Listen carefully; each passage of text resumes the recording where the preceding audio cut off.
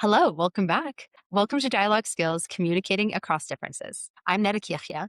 In this video, we'll explore how to strengthen dialogue skills, especially for communicating across differences and moving toward understanding. Though this module is focused on how to deal with microaggressions before they escalate to harassment, this video explores how to use dialogue skills, which can be used in any type of conflict. Dialogue skills are one of the most effective tools for addressing microaggressions early, before they become patterns of behavior that rise to the level of harassment or create a hostile environment. The key function of dialogue is to interrupt harm early, clarify expectations, and promote accountability and learning while preserving professional relationships.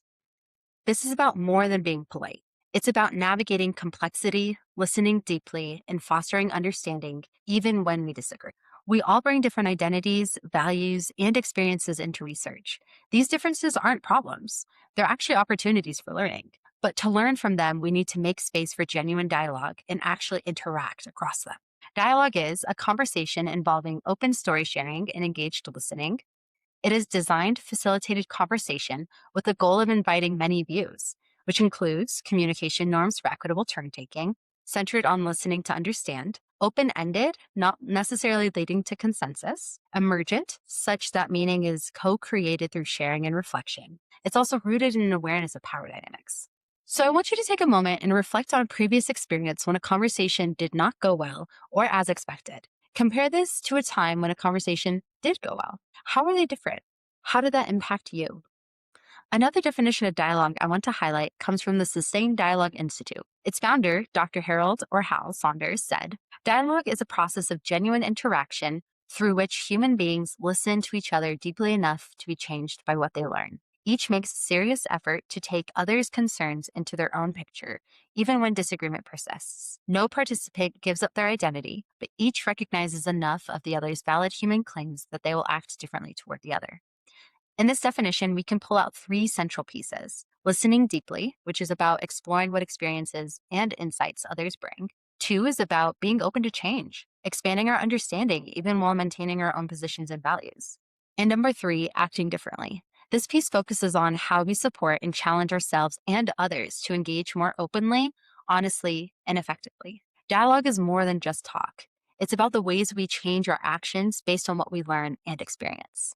To make dialogue a little bit more tangible, it's important to compare it to two other words that are incorrectly used as synonyms in many settings and contexts, which are discussion and debate.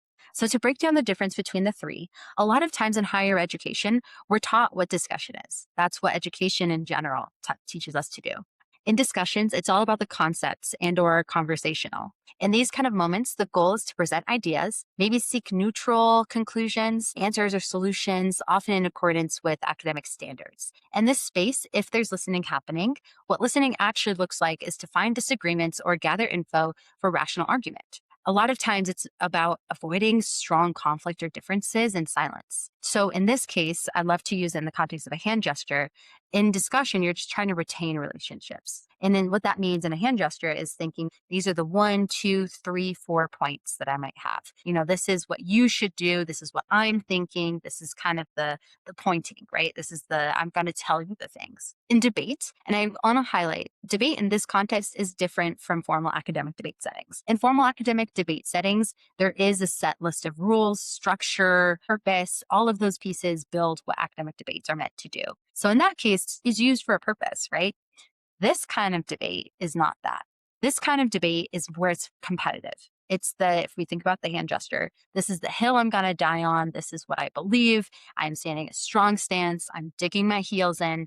And a lot of times the goal here is about winning. It's proving yourself right and others wrong. And I say if here, if there's listening happening, a lot of times it's just to form counter arguments. But I like to talk about it as, in this form of debate, it's backing up into a corner, breathing. Let nothing people say or do will change kind of what you're thinking. So in this case, relationships are disregarded. They're not important. That's not what somebody's focusing on. But dialogue in this setting is all about collaboration towards community understanding. The goal of dialogue is about acknowledging and re-examining and sometimes even destabilizing long-held beliefs or ideas or assumptions that we might have. And those might come from the places that we grow up, the lessons that we've been taught, maybe the different cultures in which we are raised, whether that's from our faith spaces to our schools to our family settings. All of those things impact who we are. So in a dialogue setting, it's being able to hold those side by side.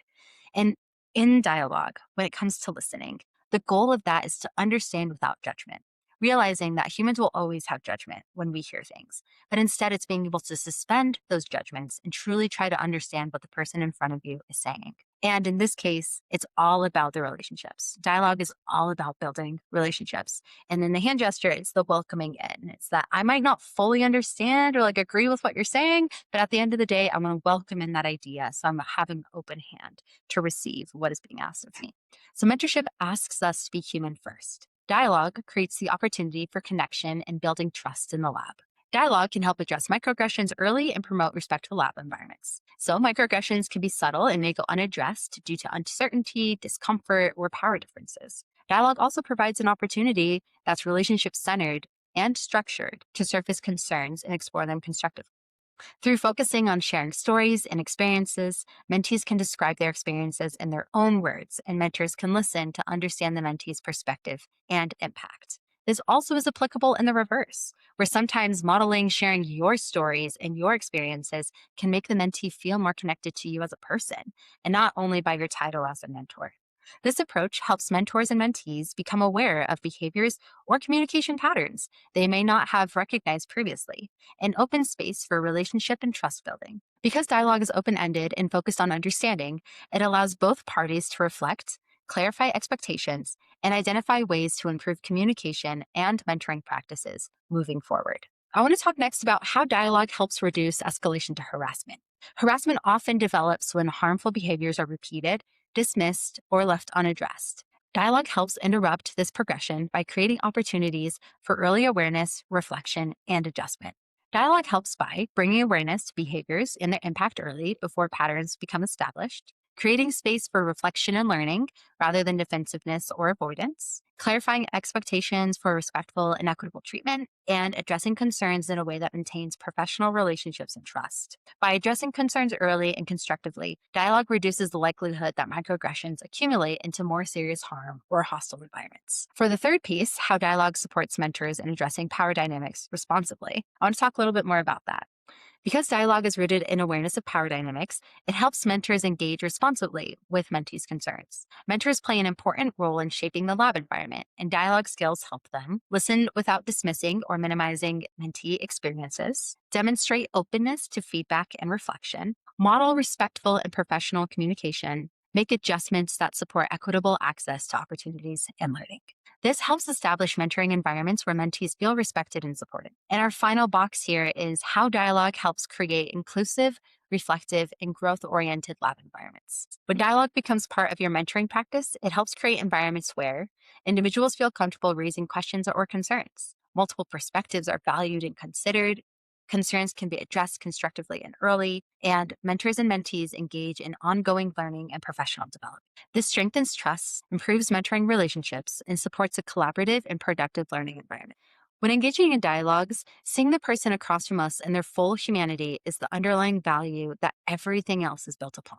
As the iconic James Baldwin, American writer and civil rights activist, wrote, "We can disagree and still love each other unless your disagreement is rooted in my oppression and denial of my humanity and right to exist." Fighting to convince someone of another person's basic humanity is not a conversation and definitely not a dialogue. We can disagree on ideas, have conflict, and move through the differences, but the foundation has to be rooted in seeing the person's humanity in all of their complex pieces. To get a little bit more tangible, there are key practices within dialogue. There are many, so I'm just going to list 3 of them. The first one is speak from your personal experience. Speak from the experiences you have. They are enough. Share your own story, not generalization. Share your own story and not generalized truths.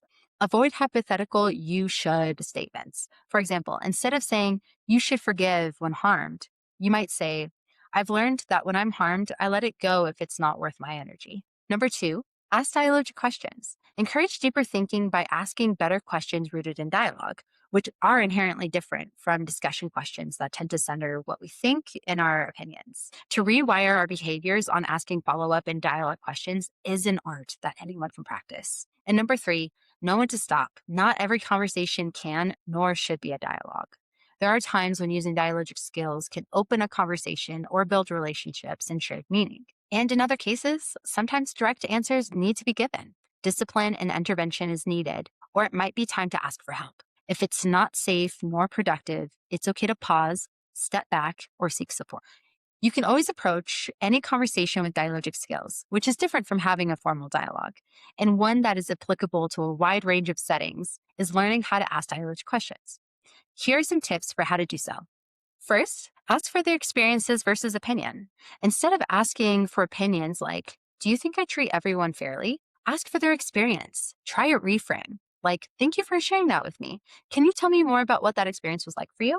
This invites the mentee's lived experience rather than asking them to evaluate the mentor broadly, which may feel intimidating given the power dynamic. For the second one, invite personal reflection versus philosophy. Instead of abstract philosophy like, I believe, I value, and respect all of my students, I want you to try and think about inviting personal reflection. Try something like, I want to better understand how my comment impacted you. Can you share more about how it affected your experience in the lab? This shifts from stating intentions or values to listening and understanding the mentee's perspective and impact. A few more tips for asking dialogic questions. Eliminate the background versus the concepts. Instead of defining concepts commonly seen in discussions with comments like, can you explain why that was a microaggression? I want you to eliminate the background. Try something like, I appreciate you bringing this to my attention. Can you help me understand what stood out to you in that moment? And the next one is listen to understand versus defending intent. Instead of defending intent by saying something like, I didn't mean it that way, I want you to try to listen to understand. Try something like, thank you for letting me know. I'd like to understand your perspective so I can learn and improve. When mentees raise concerns, dialogue involves shifting from defending, explaining, or generalizing to inviting story sharing, listen to understand, and reflect on impact. This approach acknowledges power dynamics, builds trust, and supports a more inclusive and growth-oriented mentoring experience. So I want you to take a moment. A research assistant in your lab has become increasingly quieter and less engaged during group meetings. They often give few updates and appear distracted on their laptop. How might you use your own strengths and approach to doing this work to open a conversation that invites your mentee to share their experiences without feeling judged? One way that I love to talk about dialogue work is how we move from disaster to dialogue.